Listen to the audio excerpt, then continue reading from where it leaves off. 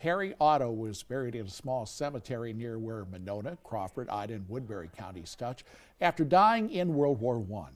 Otto is still a hero to his great-grandnephew, who is seeking to relight the flame and honor Harry's dedication to this country. This evening before Veterans Day, our Taylor Deckard sat down with him to recount the life that Otto laid down for his country. Nearly every family had a son serve in World War I in 1917, including the Ottos. Photos capture memories for Bob Otto wanting to relive the life of his great-great-uncle.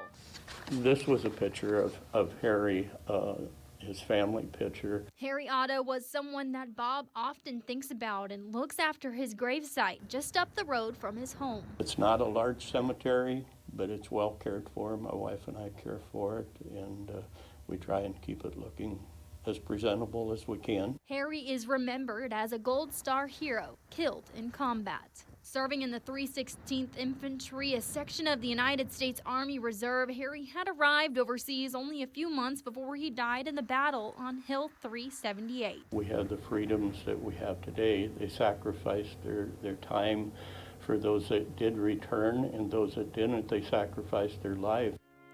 In a final letter written to home, Harry said, "Don't worry about Harry. I'm just as safe as you are.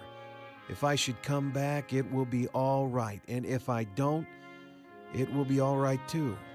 Now remember, I am only doing my duty."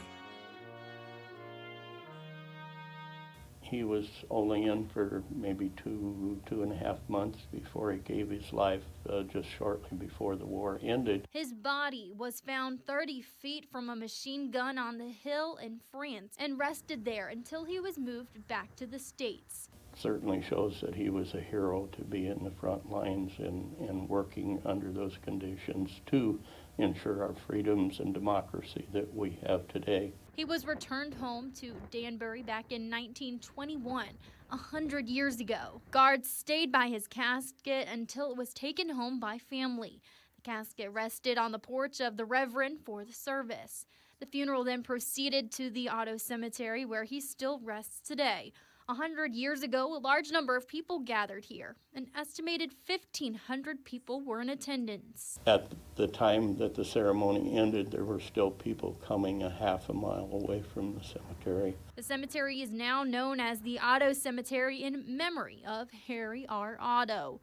And Bob said he couldn't let the 100-year mark pass without doing something. Today, our lives are so fast and so much is focused on current things that are going on that a lot of people have forgotten the history. A tribute to Harry Otto will be here at the Otto Cemetery Saturday, November 27th in Mapleton to honor Harry and his sacrifices. We ask that any patriots that feel a need to be there, that they are certainly welcome to attend, and as many people as we can get. Attendance was over 1,500 people back in 1921. What will that attendance be 100 years later? It's important, especially on a 100-year anniversary, to bring this history back to light.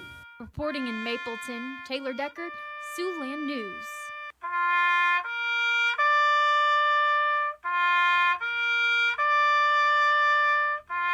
Again, that tribute to Harry Otto will be held at the Otto Cemetery Saturday, November 27th at 2 in the afternoon. To learn more about the event, just go to SiouxlandNews.com. And ahead of